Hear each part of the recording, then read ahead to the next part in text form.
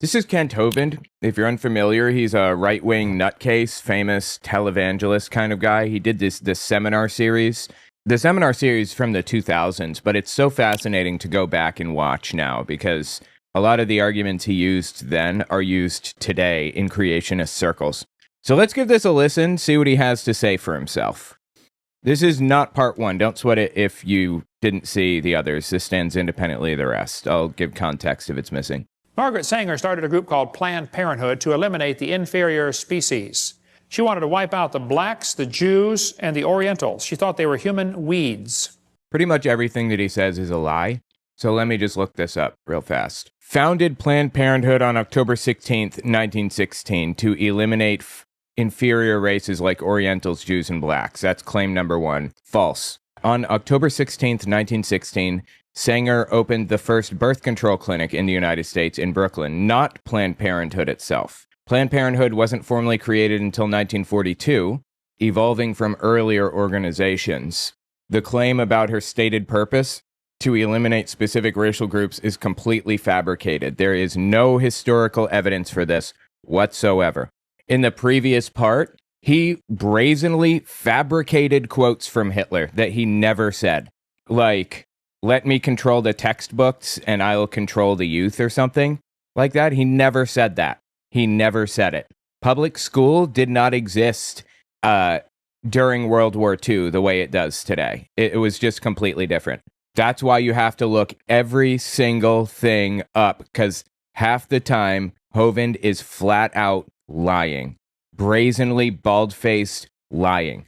That is so wild to me, dude, that this guy just makes things up so brazenly.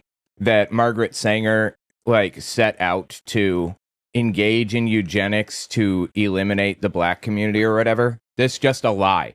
She referred to them as human weeds, misleading or false. The quote about Slavs, Latin, and Hebrew immigrants are human weeds, and similar claims linking human weeds to black people are fabricated quotes that don't appear in Sanger's writings. Sanger did use the term human weeds in 1923, but she was referring to defective stocks in eugenic terms, which was very popular at the time. Generally, eugenics was. It was all over the place. Not specifically targeting racial or ethnic groups. She held eugenic views common to that era, but the specific racial attribution is a false quote concocted in the late 1980s, according to researchers. Yeah, eugenics was very widespread. It was extremely popular in the 1920s, 1930s, not just in Germany, but everywhere. Everybody believed in eugenics. And U.S. law was beginning to form out around eugenic ideas even. It was crazy. It was not a German idea. It was just a really, really bad idea from humanity. There's nothing wrong with two Jewish people taking a blood test to determine whether they are going to have, is it Iverson's disease? I think that's what it's called. It's basically like a genetic disorder where if you marry another Jewish person and have children with them, then the child is basically guaranteed to also have this condition, and it's going to manifest. There's nothing wrong with taking tests to verify that that's not going to happen, and deciding who you marry and who you have children with based on that fact, right? There's nothing wrong with black people deciding whether they're going to marry another person with sickle cell anemia, which will give it to their children. There's nothing wrong with that. That's eugenics, though. The problem is removing bodily autonomy. That's what everybody always had an issue with, and what they should have an issue with, bodily autonomy. Removing bodily autonomy. There's an old psychological thing called the trolley problem. You guys are probably aware of it, the trolley problem. You're standing on some train tracks. A trolley is coming down the tracks. If you flip the switch to the left, then the track will change and it'll kill 5 people. If you leave the track as is, it'll kill 1 person without switching tracks.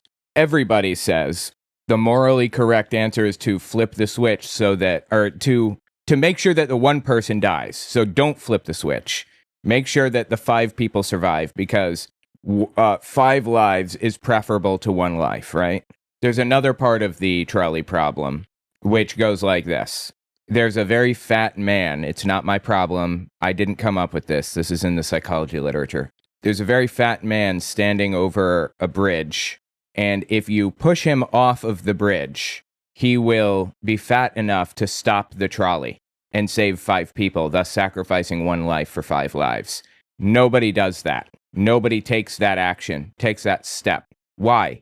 You're sacrificing 1 life for 5 lives. Again, it's because you're directly intervening and removing somebody's bodily autonomy in the process. Directly. It's not just you're making a fair 1 to 5 decision. You are now personally getting involved and, swinging your fist and removing somebody's rights actively, personally. Or here's another one. What if you are in a waiting room and you're perfectly healthy, waiting for the doctor, just a normal checkup, and there are 5 other people there, and each one needs a transplant, liver, lung, kidney, whatever, and you are the only one with those healthy items. The doctor would normally make a decision, we're going to cannibalize this 1 person to save these 5 people, according to the trolley problem, right? But he doesn't. Why? Because of bodily autonomy. Because we have the right to make choices for our own lives. The bad part about eugenics was the fact that they removed people's bodily autonomy. They removed people's decision making. They didn't allow them to make the decisions for themselves. They castrated them, or they killed them, or told them who they are and are not allowed to marry, or whatever. You're taking that right away.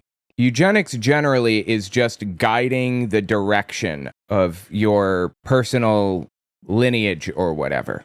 But when we hear eugenics, we think taking people's rights away. In the most technical sense, though, in the 1920s, eugenics was anything that was guiding people's kind of genetic lineage or whatever. And they were all for that. It was this whole racial hygiene thing. Again, not just in Germany. It was all over the place. All right, here's another claim from this. Her father was the village atheist. Her father, Michael Hennessy Higgins? No, Michael Hennessy Higgins. Wow, what a name. Was indeed known as a free thinker, socialist, and agnostic atheist, and this characterization appears in multiple sources. Okay, cool. She died an alcoholic and drug addict. Unverified and likely false. And finally, Passport Magazine, July 1988, page 6. Not real. Not a real source. This doesn't exist. This is a fictitious supposed magazine that he listed here. It's so insane to me that he so brazenly makes shit up like this. We could spend all day on Margaret Sanger, but they thought that, just like Hitler said, the Jews are a parasite in the body of nations, Margaret Sanger said the unborn child is a parasite in the woman's body. I doubt it, but okay, let's fact check everything, shall we? In the most technical sense, it's not a parasite. Although this was used as an argument at one time or another. The technical definition of parasite necessitates it not being of the host species or whatever. No, she didn't say this anyway. This is false. The parasite language does not come from Margaret Sanger. The quote comes from Warren Hearn's medical textbook, Abortion Practice, where he wrote, the relationship between the gravid, or the pregnant female, and the fetoplacental unit can be understood best as one of host and parasite. Okay, well, that's how it operates, absolutely. Of course, I don't understand what his contention is with this. And again, Margaret Sanger never said that. This is just lies all the way down. This is wild. Absolutely insane that he can just make shit up so brazenly like this. No, it's a child, okay? It's a baby. We could spend all day on Margaret Sanger. We don't have to take time for that now, but this is a Planned Parenthood document from 1952. They said, your question's answered about birth control. What is birth control? Is it an abortion? They said, oh, definitely not. An abortion requires an operation. It kills the life of a baby after it has begun. Okay, I don't know if this is real. I'm going to assume not, since literally every document he's brought out so far has not been real. Literally every quote that he's, attributed to her has been fake, completely made up, seemingly off the top of his head. I'm going to assume that he's completely full of shit on this one, but either way, that's not what happens. That's not how this works. You bunch of hypocrites at Planned Parenthood. Now they're the biggest funder of abortions in the country. These 6 things doth the Lord hate. Hands that shed innocent blood. God hates this. Cursed be he that taketh reward to slay an innocent person. And all the people shall say, Amen. Your textbooks are going to tell you kids that you have an appendix that is vestigial. You don't need it anymore. That's correct. It's not useful anymore. If I'm not mistaken, I believe that the appendix was originally used for producing a certain type of bacteria that you needed to break down a lot of the foods that early humans were eating.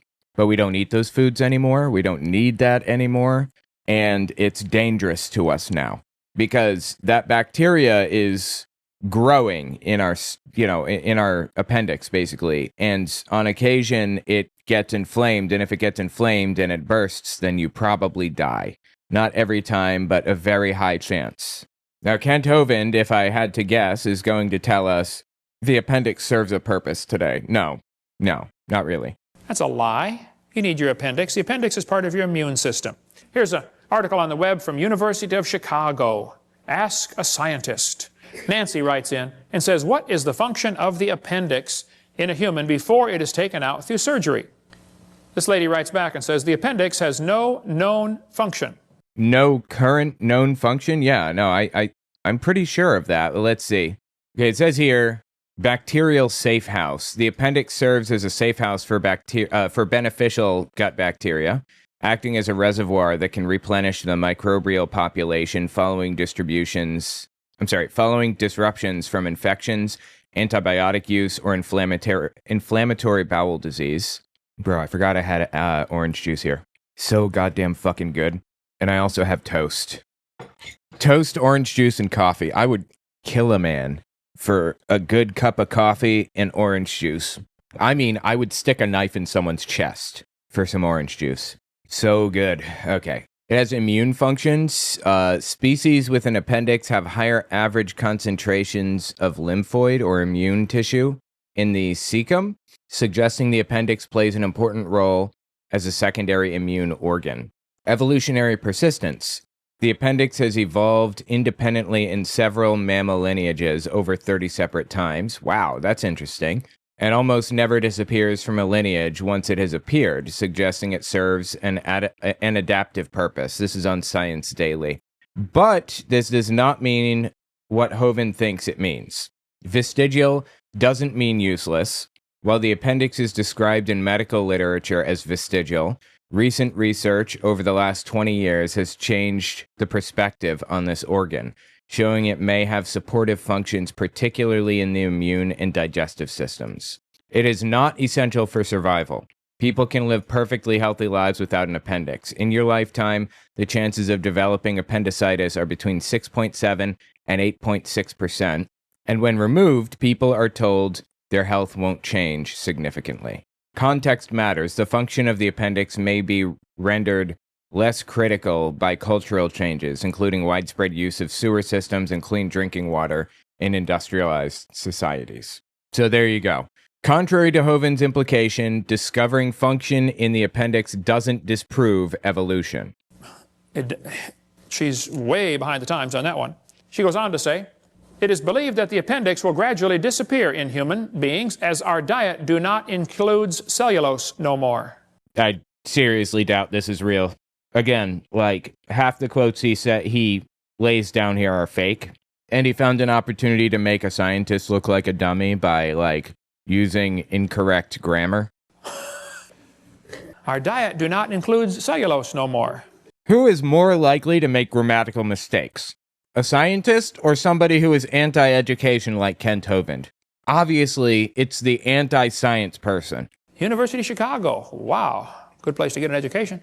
Not in English, apparently, but first place, this is not true, okay? The appendix is part of your immune system. You need your appendix. The appendix activates killer B cells like your thyroid activates killer T cells. You don't need the appendix. It's true you can live without your appendix. That's true. Hold on. We've got he listed a source as an email address. He literally gave us an email address. Hang on, let me look this one up. Literally nothing about this statement here is correct. Literally nothing. Killer B cells don't exist. B cells produce antibodies when activated and become plasma cells that secrete antibodies or memory B cells. There's no such thing as a killer B cell in immunology. There are cytotoxic T cells, also called killer T cells, but not killer B cells. The appendix doesn't activate B cells. The appendix contains B cells in its mucosa that produce secretory IgA and help with gut immunity, and the presence of commensal bacteria stimulates B cells in germinal centers to produce antibodies. But the appendix doesn't activate B cells the way this claim suggests. It's a location where B cells function, not an organ that activates them. So that's number 2. Number 1 is killer B cells don't exist. Number 2, the appendix doesn't activate B cells. And number 3, the thyroid doesn't activate T cells. The thymus, not thyroid, but the thymus, is the organ where T cells mature and develop. The thymus facilitates the maturation of T cells, an important part of the immune system. The thyroid gland is responsible for releasing hormones that control metabolism, whereas the thymus is responsible for T cells that affect the immune system. So literally every single thing here is bullshit. There doesn't appear to be any credible medical literature or credentials for a Dr. Ron Allard either. So every single thing, literally every sentence, literally every line here contains a lie. The name is a lie. Thyroid does not activate T cells. It's the thymus, I guess. There are no killer B cells, and the appendix is not required. Every single line had a lie in it. And as the source, some fucking asshole's email address. This is wild, dude. This is absolutely insane. I've never in my life seen somebody so brazenly lie like this. Really, that is, there's a word for this. Schmoobligong? I feel like that's close. You could live without both your legs and both your arms and both your eyes and both your ears also. Doesn't prove you don't need them. If you take your appendix out, you got a much better chance of getting all sorts of diseases. I believe that's a lie. This textbook says the whale has a vestigial pelvis. Many organisms retain traces of their evolutionary history. For example, the whale retains pelvic and leg bones as useless vestiges. National Center for Science Education teaches, Bossy the cow evolved to blowho the whale. The cow evolved to the whale. No. Let's find out, because I know the evolutionary lineage of the whale, and it had nothing to do with cows. It was, cows came from aurochs, I believe. Cows aren't even naturally, occurring. They don't live in nature. Aurochs lived in nature, and Göring, Hitler's number 2, actually hunted them, at least partially, to extinction. Whales came from a lineage of creatures that were very similar to hippos. I don't know what all this is about a cow. But just to go back to it for a second, there is some increased risk for certain conditions if you have your appendix removed, but the picture is far more complex than Kent Hovind wants to make out. I just wanted to mention that. And the evidence is the pelvis. Whales have a vestigial pelvis and leg bone that serve no purpose. It's not about the fact that it serves no purpose. That's completely irrelevant. It's the fact that it's there in the first place. It can serve a purpose, and that's perfectly fine, but it perfectly matches the structure of a mammal skeleton, and it shouldn't. That makes no sense. They have hind limb bones that have no function. That again, irrelevant if it has no function, and I can tell that he's going to zero in on that. Just imagine whales walking around. It's true. Well, here's the bones they're talking about right there. Just imagine the whale walking around. I have tried and tried to imagine, and I just can't do it. Almost every type of whale has these bones right there in the abdomen. They are not attached to the spine. That's correct. I don't know if that's accurate. I mean, Kent Hovind lies all through this in flagrant, wild ways. So just don't trust him fully. I don't feel like looking this one up yet. Textbook says the whale's pelvis is located far from the vertebra and has no apparent function. The whale's pelvis is evidence of its evolution from four-legged, land-dwelling mammals. This is a lie. No, it's true. That's irrefutably accurate. Whales are mammals. Why do they breathe air? Those little bones are anchor points that special muscles attach to that allow the whales to reproduce. Whales are kind of big, you know, And without those special muscles and those special bones, they can't get more baby whales. Again, it doesn't matter if they're not used. What matters is that they exist in both humans and in whales. They are part of the mammal skeleton. So either these guys are ignorant about their whale anatomy or they're lying to your kids trying to spread their theory. But it's not true that those are vestigial, okay? There are no vestigial organs, and if there were, think about it, that would be the opposite of evolution. That's losing, not gaining. That's not what evolution is. You can lose function. There are cave fish who famously lost the ability to see because they didn't need to be able to see because they were in the cave. Previously had the ability to see, then they couldn't. Evolution is not about gaining new abilities or functions. Has nothing to do with that. How's that going to help? You lose everything until you have it all? He understands evolution. You can't convince me that he doesn't understand evolution, which means, by necessity, he's lying, right? He's lying. He made this shit up. To create this presentation, he had to have knowingly, intentionally falsified information. There's no way around that, right? You can't say the things that he said and know the thing, and not know that what you're saying here is a lie. You must know that. We could spend 2 days on whale evolution. Every one of them, Ambulocetus and Pakicetus, have all... I don't like it when people use the word liar. Because, people lie from time to time. That happens, right? You lie. And it doesn't make you a liar. On occasion, kids, you got an 8-year-old kid, and they're like, no, I didn't take a cookie from the cookie jar. That was a lie, right? But does it mean the kid is a liar? A habitual liar who has no control over themselves? No, of course not. Calling somebody a liar means there's like a practiced history and they have a problem where they can't help it.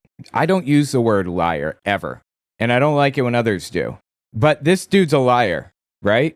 This guy is knowingly, intentionally falsifying information with the intent to deceive people habitually. That's the definition of a liar. All been proven baloney. They can't be intermediate species, okay? The authors were certain the feet were enormous even though nothing was found. Basilosaurus could not possibly have been ancestral to any of the modern whales. Pakicetus was made from one small piece of jaw, a small piece of skull, a small piece of jaw, and a few teeth. Let's find out, shall we? Let's just step back and debunk the shit that he just said. One more time. Every one of them, Ambulocetus and Pakicetus, have all been proven baloney. They can't be intermediate species. All right. So he says Ambulocetus and Pakicetus. Is that what he said? What? One more time. Baloney. They can't be intermediate species. Okay. The authors were certain the feet were enormous, even though nothing was found. Basilosaurus could not possibly have been ancestral to any of the modern whales. Pakicetus was made from one small piece of jaw. Pakicetus was made from one jaw. All right, the Pakicetus claim about one jaw was only true for the initial 1983 discovery. Since then, paleontologists have found much more complete Pakicetus fossils, including more complete skulls, postcranial material, body bones, and multiple specimens. And this came out like 20 years after that. So Kent Hovind is just lying. He's just lying here. Again, he is a liar. Ambulocetus, the enormous feet claim. This is misleading. While the original description did include some reconstruction, they found nearly complete fore and hind limbs, substantial skeletal material, enough to confidently identify it as a walking whale. The foot size estimates are based on comparative anatomy with related species, a standard paleontological practice. More importantly, we now have multiple specimens of Ambulocetus and related species that confirm these reconstructions were largely accurate. So we do know, as a matter of fact, that they did have large feet. A small piece of skull, a small piece of jaw, and a few teeth. That's not true. We even when Kent Hovind created this, we had a lot more than that. You find a little bit of jaw, a little bit of skull, a couple of teeth, and you know that it's half whale, half something on land? Nope, not how we knew. That's kind of a stretch, don't you think?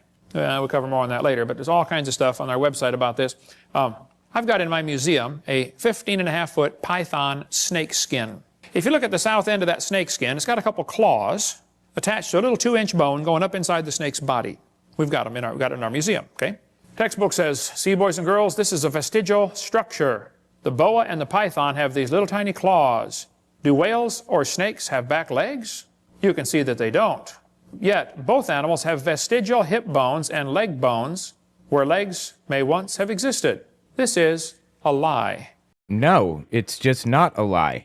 And somebody who is so brazenly falsifying information, claiming that what he's talking about here is a lie, is wild to me. This textbook says they have reduced hind legs, rudimentary hind legs of a python snake. You've got to be kidding. Bro, don't you believe that Satan was the snake in the Garden of Eden? And if you do believe that, don't you believe God removed his legs as punishment? What are you arguing right now?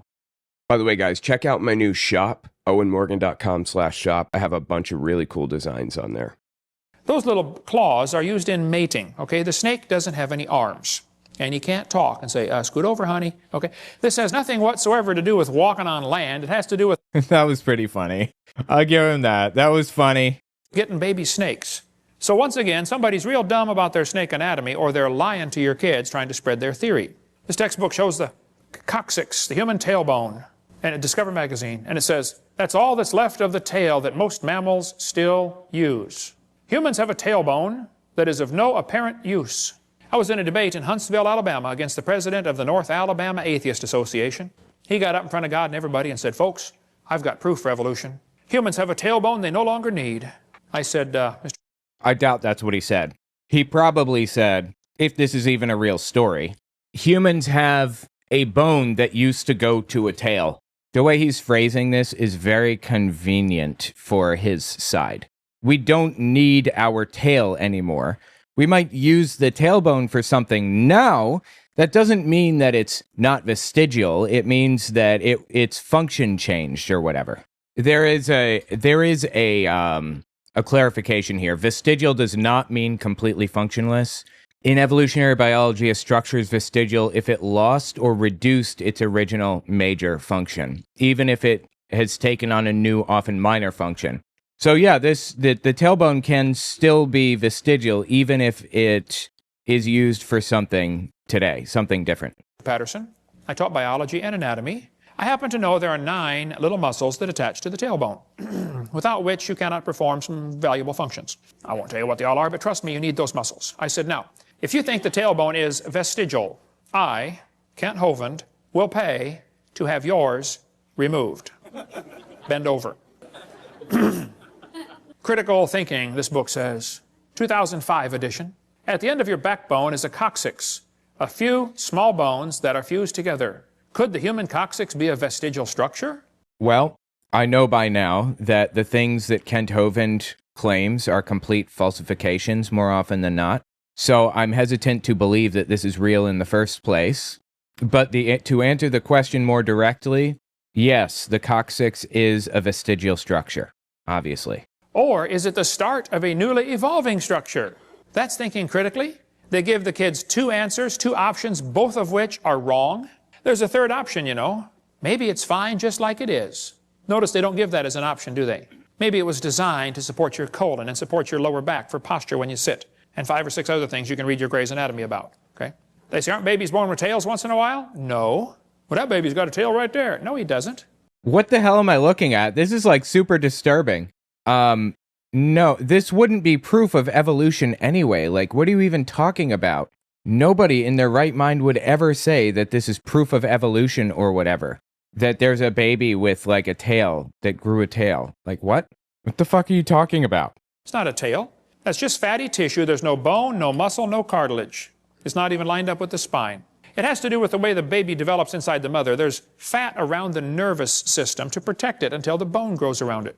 Generally, the fat is resorbed into the system as the baby grows and develops bone. But on extremely rare occasions, the fat is excluded outside the body like a big wart. So what you do, you cut it off, sew it up, put a diaper on the kid, and send him home. Okay, fine, great, yes. I don't understand what your point is here.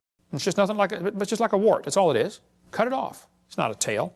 I mean, all of that shit talking about removing the appendix, and now he's saying just cut it off. That's bizarre, but okay. This one says the coccyx is a small bone at the end of the human vertebral column. It has no present function, and is thought to be the remainder of bones that once occupied the long tail of a tree-living ancestor. They told me when I was a kid, man used to have a tail, but he lost it because he didn't need it. I thought, didn't need it. Have you ever thought how handy a tail would be? It wasn't useful for our ancestors. Have you ever come to the door with 2 sacks of groceries? Man, wouldn't that be nice to be able to grab that door and walk right in there? You could drive down the highway and hold that can of Coke and tune the radio knob all at the same time. Yeah, but how would you put pants on, Kent? You can't wear pants and have a tail. I mean, you're going to give a goofy-ass fucking stupid answer than me too. Then I will too. Lost it because we didn't need it. That's a lie. Everything used as evidence for evolution has been proven wrong. No, it hasn't. Let's just look here. He's got Grand Canyon was formed slowly by Colorado River. No, that wasn't disproven. That's true. Geologic column shows Earth's history. That's true. Rocks date fossils and the fossils date rocks. Nobody ever made that claim. Fossils date rocks? I don't know what that means. And rocks date fossils even? No. What are you talking about? In no way. Uranium decays into lead. Uranium is not a rock. It is in rock. Lead is not rock. Uranium, lead, potassium, argon, and some of the others. I don't remember what the others are. All give us a solid date for how long that patch has been there. Index fossils were not disproven. I don't know what the fuck you're talking about. Plants and animals are related. They are. Change in species is the real meaning of evolution. No, change over time is the real meaning of evolution. Natural selection causes evolution. I mean, natural selection is a component of it. The peppered moth shows evolution. It absolutely does. Comparative anatomy proves common ancestry. I mean, this dude is just in another world. This is complete delusion. Evidence exists. I'd like to see it. We'll pay $250,000 for real proof for evolution. Again, if this is your first part, this was a lie. He claims to have offered this money, and multiple people tried to claim the money, and he made it unwinnable intentionally. He said he was sending it to a group of arbitrators when he wasn't. Nobody knew who these arbitrators were. Nobody ever heard from them. Kent Hovind conveniently communicated on behalf of them. It was just absurd. The whole thing was absurd. $250,000 for real proof for evolution. But don't lie to me. I think you ought to demand that your school board cut out pages with lies on them. Don't put up with that stuff. I was speaking at University of West Florida, and this one biology teacher said, Hovind, I don't think we should deface textbooks. No, we shouldn't. We should replace them, obviously. He's encouraging people to do this in a vigilante way so that nobody can benefit from what the textbook has to say. We should be replacing them as entire units, not having people who don't like what they say randomly tear stuff out. Imagine if a flat earther took your advice here. Do you want flat earthers going around tearing things out of textbooks because they don't agree with them? No, obviously not.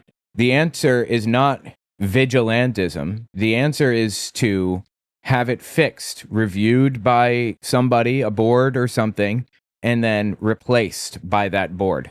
But he knows that he's lying here. He is an intentional, knowing liar, and he can't get a board to remove this because it's true. So the only other choice for him is to tell his little nutcases to destroy state property like that, to destroy educational materials. So what do you mean? He said, well, tonight you said we should cut out the pages with this stuff on it. We shouldn't deface a textbook. I said, well, sir, suppose you were teaching math and you found a book that said 2 + 2 is 5. What would you tell your students to do? I would tell the students to ignore that, and then I would petition the board to replace the textbook immediately. Also, he's an authority figure who knows for a fact that this is incorrect, You are not. You are lying. And what's more, you're telling students to do this. You are telling children to tear this stuff out. It's not it's not children's decision whether something is accurate or should be torn out. It's authority figures who know what they're talking about. It's their responsibility. This dude is just straight up disgusting, seriously. He said, I would tell him to mark out the wrong answer and write in the right answer. As an authority figure, he if this is even a real story, he shouldn't have said that. You would deface a textbook? I said, now, sir, you teach biology, don't you? He said, yes, I do. I said, well, suppose you found one of your textbooks that taught the embryo has gill slits or the snake has a vestigial pelvis or, all this stuff I covered tonight. Are you going to tell your kids to tear that page out? He said, oh, no. I said, would you tell them to mark it out and then write something in the column that it's not correct? He said, no. Nobody should be doing that. You should be petitioning the board to fix it, obviously. I said, would you at least put a warning sticker in the front cover that said, hey, kids, the information on page 85 is wrong. Would you at least warn them? He said, oh, no. I said, you would correct a math book, but you won't correct a biology book. I said, you, sir, are a hypocrite. And the folks in this county need to help you get a different job picking peaches or changing tires. But you got no business taking our tax dollars to lie to these kids coming through your class. We're paying for this school. I'm sorry. I get so sick of hearing this. I only ever really hear this from sovereign citizen type people. They're not your tax dollars. They are tax dollars that you owed to the government that are now owned and controlled by the government, who you lobby to make changes on your behalf. It's not your money. It is our money now. Now that it's in the coffers of the government, it is our money as a society. You have no claim to this money anymore. And I don't know what he's bitching about in the first place. Kent Hovind didn't pay taxes for 30 years, never filed a return his entire life, and went to prison for tax evasion for 10 years. Well deserved. It's not your money, Kent. It's society's money. Social Security, though, like FICA taxes, that is our money in a unique way that income tax is not our money.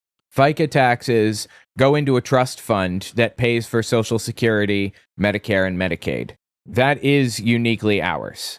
But he wants to convince everybody that all income tax is yours and you shouldn't be spending it on this. That's not how it works. You lobby the government for a change. Why don't you be respectful and resign or quit lying to the kids? Says Kent Hovind, of all people. You say, Hovind, you don't have much tact. Oh, I made full contact with that guy, that's for sure. Okay. Evolution is unproved and unprovable. We believe it because the only alternative is special creation. They just don't want to believe this. Okay, first of all, that's not the only alternative. That's the alternative they want you to believe is the only alternative. And second, it's not even an alternative. Special creation is absurd. This was litigated back in 2006, maybe? I don't remember. It was intelligent design was litigated in a court of law, whether it should be taught in schools. And the answer is no, because it's absurd. There's no logical basis to this whatsoever. It's trash. Kent Hovind bitching, the sky must be blue again, right? They don't want to believe in creation. And they're willing to believe a lie rather than believe the truth, just so they can support their wicked lifestyle. Psalm 94 says, he that formed the eye, shall he not see? God formed the eye. Eyeballs are incredibly complicated. Charles Darwin said, to suppose that the eye could have been formed by natural selection seems, I freely confess, absurd. But then he goes on for 3 or 4 pages and says how he thinks it happened anyway. Your eyeball's amazing. You know, at the back of your eye, there are 137 million light-sensitive cells in 1 square inch, called your retina. All of them wired straight to the brain. How would you like to hook up 137 million electrical connections in 1 square inch? My Heavenly Father did. He's pretty smart, isn't he? Now, I debated one atheist one time, and he said, Hovind, the eye is an example for evolution because it's poorly designed. The eye, poorly designed. Yeah, okay, I can agree with that. There are some poor design choices, quote unquote, if you will. Do you have a gigantic blind spot in your eye? I mean, many people may know this kind of information or whatever, but just in case you don't, let me show you. I can demonstrate to you that there's a blind spot in your eye. Here you go. I'm going to show you how to literally see your blind spot. So I want you to close your right eye and then with your left eye, stare at this plus symbol as you bring the screen slowly closer or further away from your face until this black minus symbol disappears. Now, the moment that happens means you've found your blind spot, and that's because there is actually a hole in the back of your eye that the optic nerve has to go through in order to reach your brain. And so there's no information being received there, and as a result, your brain makes up what it thinks is in that spot. There you go. There's the blind spot demonstration. Point is that there's a blind spot back there, and the eye is a stupid design. There are way better ways of creating an eye if one were to create one, but it's not even the stupidest evolutionary design. You know, the eye is pretty incredible in many, many ways, but we know for a fact that it was independently it came to be independently, I believe, at least 5 different times. Like spider eyes, goat eyes, and things like that. I could be wrong on those specifics. They're all like they all independently arose. A better example of stupid design is the, I believe, laryngeal nerve that goes from your... Here you go. This is Richard Dawkins explaining. Content warning, we're about to watch the dissection of a giraffe. It's not that bad. YouTube didn't age-gate it or anything. But walk in with both eyes open on this, proverbially. We get used to the idea. The reason that we're looking at a giraffe is because it's the same for a giraffe. It goes from our brain to our larynx, but it goes all the way down to our heart first, and a giraffe's neck is gigantic. So the laryngeal nerve is gigantic in a giraffe. I'll let you know when it's over. If you guys want to flip to a different app, I will tell you when this video is over and there's no more gore, okay? But they are showing high school ag on it, right? Like, I don't know. Let's see. There is latency. Yes. There is latency between how long we intend to, or how long it takes us to say something to when our voice box actually moves, but we account for that. Like, that's just kind of built into the system. That's it. Gore over, by the way. I'm closing the video now, so you're safe. But the point is that there are many ridiculous designs, ridiculous, nonsensical designs that clearly indicate there was no designer behind this. Evolution, because it's poorly designed. I said, what on earth are you talking about? He said, well, the light comes into your eye and then it goes through blood vessels in front of the retina. He said, that's wired backwards. He said, the octopus has a much better eye because their blood vessels are behind the retina. I said, sir, let me just explain something to you, okay? I said, we live in the air. Now, air is a pretty poor insulator for UV light. So your body is designed with the blood vessels in front of the retina. That's your body's last defense against ultraviolet light. Oh, please. You're telling me that the octopus has an eye structured the way that it does as a protection against, or because it doesn't need protection from UV light. Well, why didn't God build in, what's the term I'm looking for here? Self-extruding skin cream in our skin then to protect us from sunburns and stuff. I mean, even darker skin tones need, oh my God, I can't think of the English word. The German word is Sonnencreme. What the fuck is the English word? What's the word I'm thinking of? Suntan lotion? Is that it? I think that's it. Sunscreen. Oh my God, yeah, sunscreen. Jesus fucking Christ, sunscreen.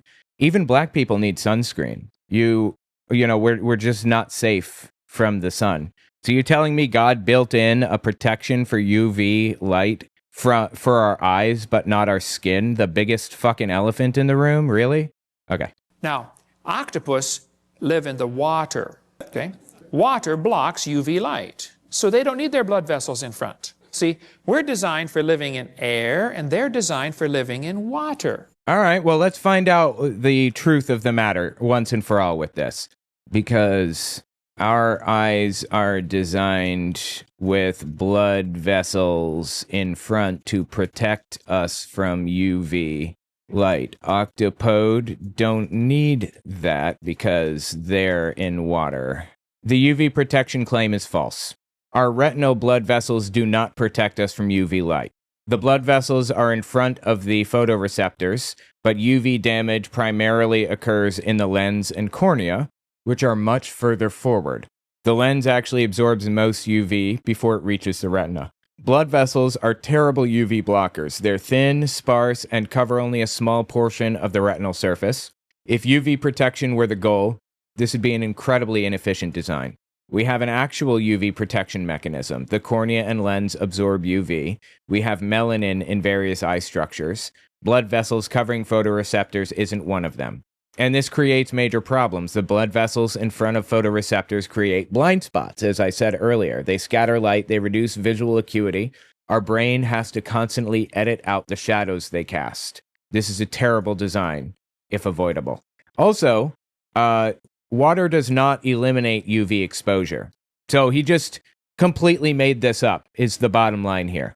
Completely. Like, there is no basis in reality at all here. It's like he sat here and thought to himself, what could I possibly say to throw a wrench into this? Let's see. Our eyes provide UV protection, I'll say that. And there is no basis in reality to it whatsoever. Now, if you want to swap eyes with an octopus, you just go ahead, sir, but you're going to be blind in a few days, okay? Because they don't have the blood vessels in front to block the UV light. What a dumb evidence for evolution. What they're trying to say is, well, God wouldn't do it this way, so it must have evolved. Well, that's a silly argument. Like, literally nobody would do it this way. It's so fucking stupid. For evolution. Maybe you just don't understand why it was designed that way. Yeah, I just don't understand why God designed something so completely ass backwards. That makes sense. I think man's understanding of the human body is about like putting a 5-year-old kid under the hood of your car and saying, hey, kid, take out whatever this thing doesn't need. You don't know what any of it does. You can take it all out, right?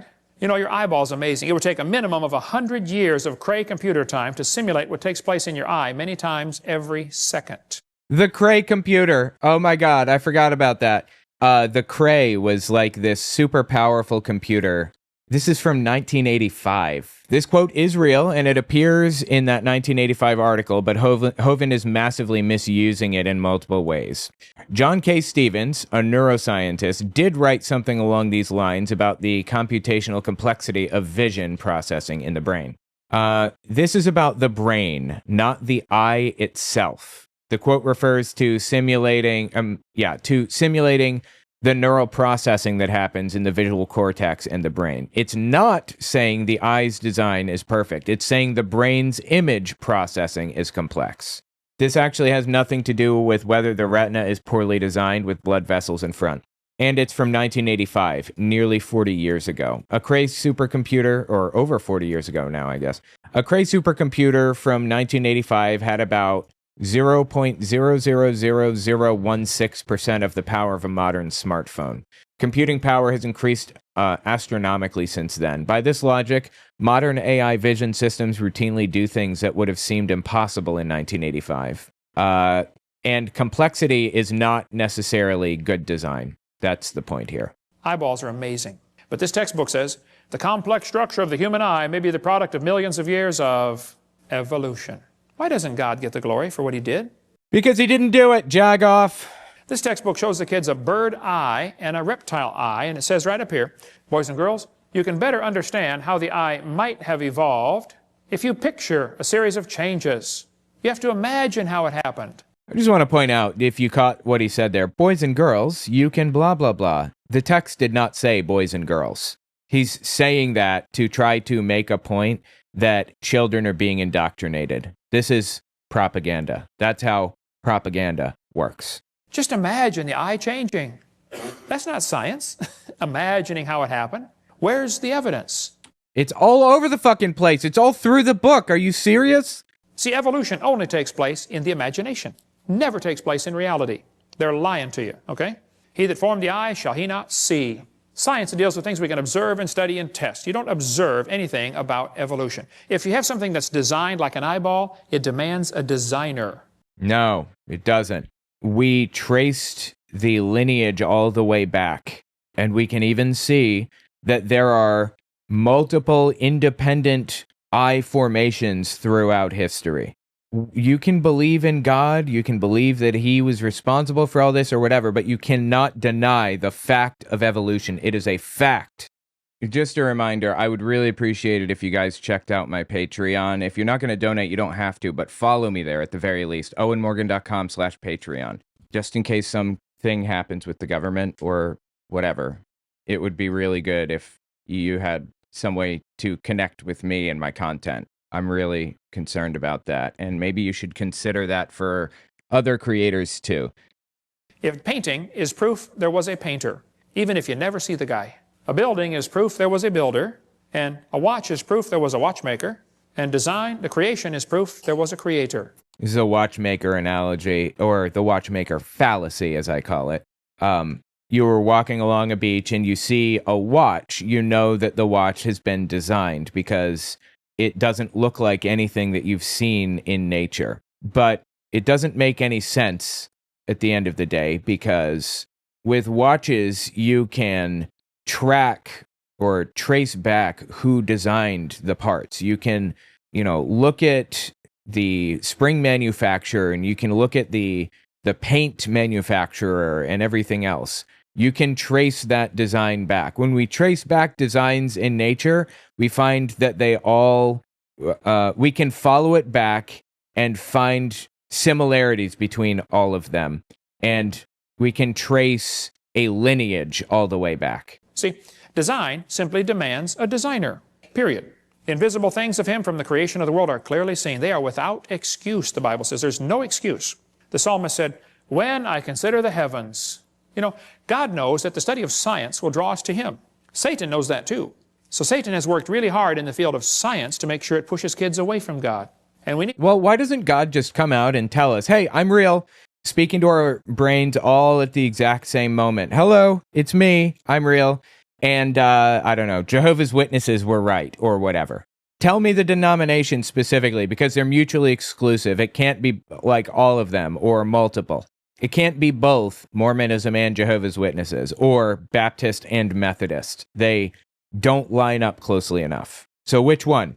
That's all he'd have to do. And don't give me that bullshit about it's taking away free will. Is there free will in heaven? If things are perfect and peachy in heaven, then that means there's no free will, logically, right? Some good godly science teachers to get involved in the school system and turn this thing around, okay?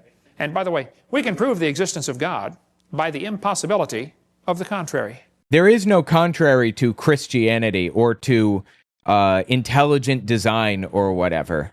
He's saying this is the difference between, I guess, theism and deism, or theism and atheism. Is that what he's trying to communicate? The answer, I don't know, is perfectly acceptable, and he doesn't seem to want to accept that. It's impossible that there not be a designer. It's just not possible. There had to be a designer, okay? I simply disagree, good sir. I like to show evolutionists this picture. I say, guys, here we have, as far as I know, the world's largest rock group. You know of a bigger one? I'd like to see it, okay? The world's largest rock group, and it's Rushmore, Mount Rushmore. That's fantastic. So funny. I'll say, do you think there's any way George Washington's face could have appeared on this rock by chance? I say, no, it was designed by a guy named Borglum. Took him a long time to build it. Okay, very good. Now, let me ask you a question. You say there's no way this face could appear on the rock by chance. You don't think wind could have done that? Abrasion, exfoliation, thermal expansion of the rock? Nothing? Nope. Happened by design. This is kind of a similar analogy to the tornado in a junkyard analogy, right? Like, nobody would expect a tornado to go through a junkyard and to assemble a fully functional, like, airplane or whatever. Hang on. By the way, I've been thinking about... I'm thinking maybe I'm just going to start using this. What do you guys think? Just using this pitch? You think that would work? It'd be pretty good? Should I do that? Would that be more entertaining? What about this one? Would this be better? People saying no to the chipmunk pitch. One person says yes, okay. No, people say no, okay. What about this one? Is this one better? Use the demon voice instead, okay. How about this? This is the monster voice, apparently. And this is my small robot voice. Apparently I have the small robot voice to the pitch. Okay. Evolution is not random chance alone. Here's why the junkyard airplane tornado analogy doesn't add up. First of all, evolution is not random chance alone. It's a combination of different things. Natural selection, gene duplication, and gene mutations. It's more like a tornado hits the junkyard. Any pieces that happen to fit together stay connected. Everything else blows away. And that repeats millions and millions and millions of times. That's probably a better analogy. Or that would be a more accurate, I'm sorry, that would be a more accurate kind of fit for what's actually happening. A 747 requires all parts working together simultaneously. Evolution works through tiny incremental steps over millions of generations. Each intermediate stage must be functional, and we have fossils proving this. That's why the tornado in a junkyard analogy falls apart, because we took incremental steps all along the way. So Hovind is completely full of shit, of course. Okay, now let me ask you this question. Do you think George Washington himself, with 50 trillion cells in his body and all these complex systems, happened by chance? No, there was nothing chance about this. It was incremental steps, one after another. So yeah. Now wait. You don't think his face could appear on a rock by chance, but you do think his whole complex anatomy could happen by chance. Are you dumb in any other area, or is that the only one, you know? Then they tell kids that plants are adapted to their environment. Yes, they absolutely are. Of course. Yes, boys and girls, gills are an adaptation to living in water. Oh, well, how did they live before they adapted the gills? It was small incremental steps, obviously. Small incremental steps. The whale didn't get into the water one day and then just never climb back out. It was slowly, gradually kind of acclimated to living in water, and now it just doesn't get out anymore. Well, you see, Mr. Hovind, for millions of years, they all died. None of them lived until they adapted the gills. Oh. That's just not true. That's not how anything works. That's not what anybody ever claimed. This is just completely made up. Oh, I see. Why don't they say it's a design feature? See, they avoid using the word designed. Because it wasn't designed. Because then some kid's going to say, who's the designer? Adaptations for living on land. Legs.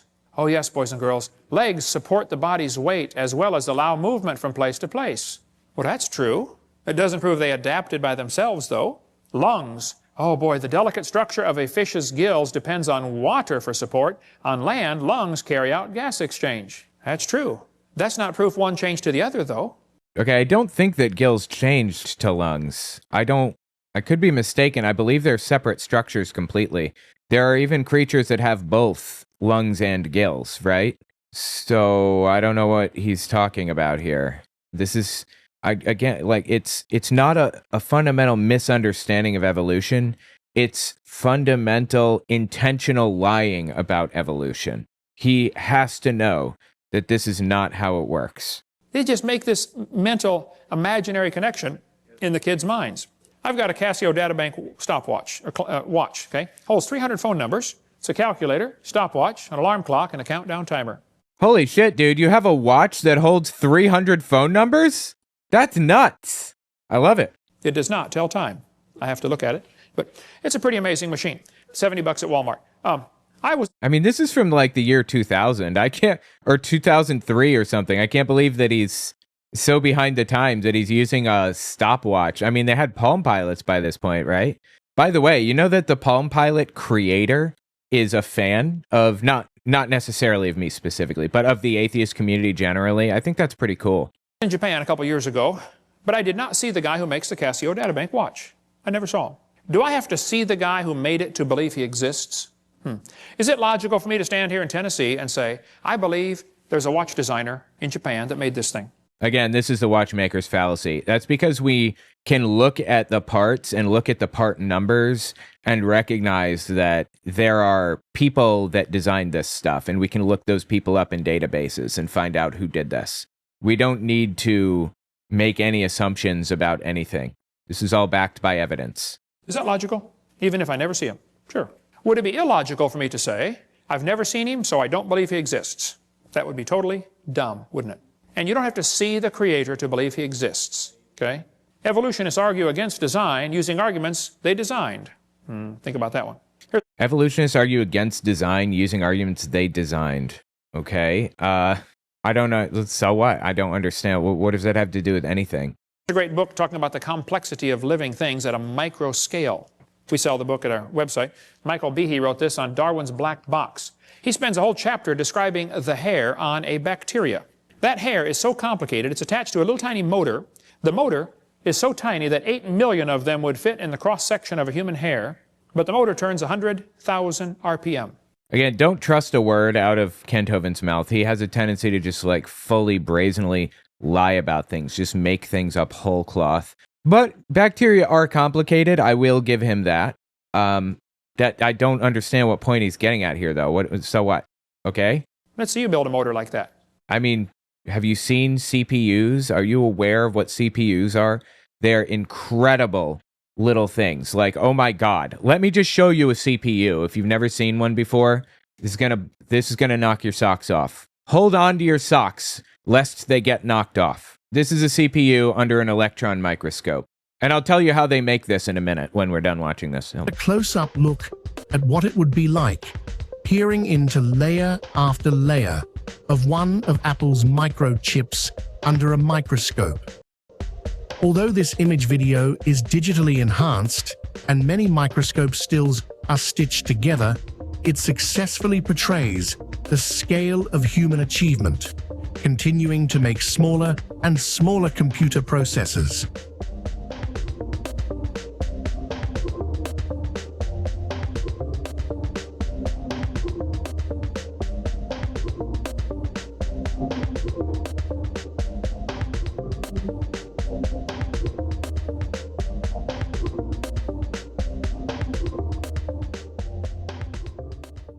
Let me show you another one. How did humans even make this? Again, I'll tell you in a minute.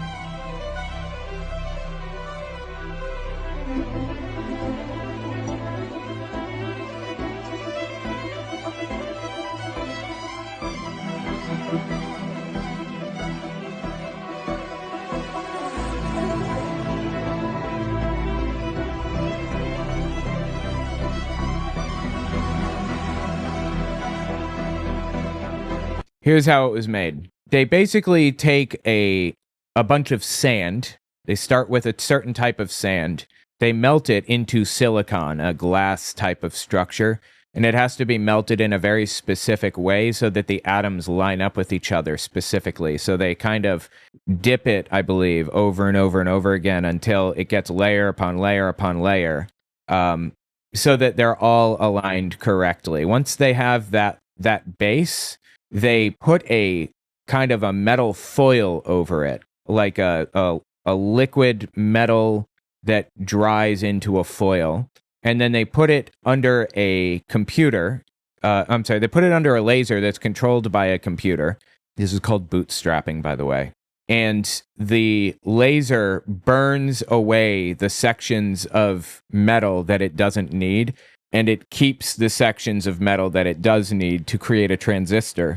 And a transistor is effectively just a switch that flips that will turn on and off based on how much power is going through it. So it's like a yes-no gate.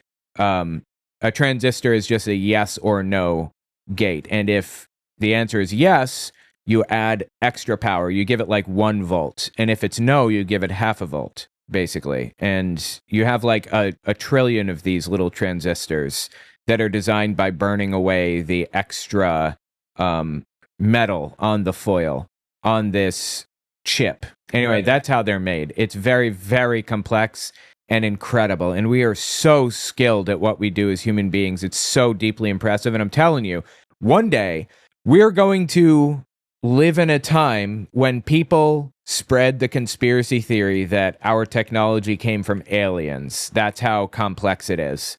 And no one is going to believe otherwise because it's so complex.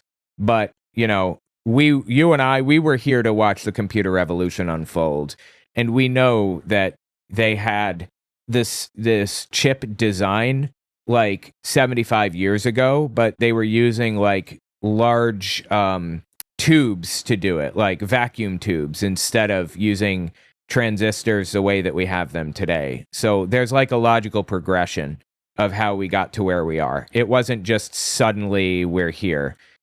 It was very rapid, but you know, there was a logical progression. So anyway, I've been programming since I was little, and I've understood how this stuff works for a very, very long time. It's still very impressive to me. Yeah, let's continue. Million of them would fit in the cross-section of a human hair, but the motor turns 100,000 RPM. Let's see you build a motor like that. We build smaller shit than that all the time. Modern CPU transistors are much smaller than bacteria. Typical bacteria are 1 to 10 micrometers, and that's 1,000 to 10,000 nanometers, I guess. Modern CPU transistors are 3 to 5 nanometers, so transistors are like significantly smaller than bacteria by a lot. Pretty amazing. And as things get smaller, the world they live in feels more sticky to them. The viscosity of the fluid seems greater. So a bacteria swimming through water is about like a person swimming through peanut butter. And that little motor is so powerful and turns so fast, that bacteria can swim about like a person going 60 miles an hour. Again, don't believe a word out of his mouth. He's not trustworthy. He lies for a living. Through peanut butter. We got a little model of it in our museum if you want to come down and see how they work. And the textbook says, humans probably evolved from bacteria more than 4 billion years ago. Oh, absolutely, yes. What? They can swim It's absolutely true. We evolved from eukaryotic cells. through peanut butter 60 miles an hour. We should sign them up for the Olympics, man. We evolved from them. We're getting worse, not better. Nope, we're getting better. It's a lie. Nothing this small and complex could have happened by chance. Nobody said it was by chance. It's a great book that we sell in our bookstore. Just simple illustrations. Could a box evolve? Could an ink pen evolve? Could a paperclip evolve? If it were, I mean, yeah, if it were living and there were useful applications for it, yes, creatures could expel ink from their bodies. Absolutely.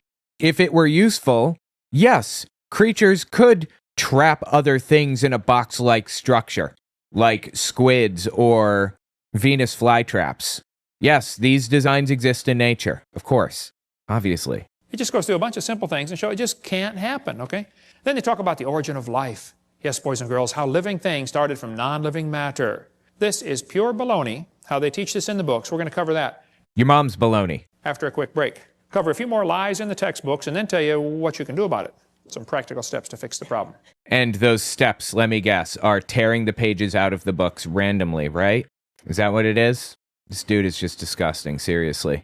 I'll be surprised if I don't get myself on Whack an Atheist again on his YouTube channel for a second time. Tell me your thoughts in the comments.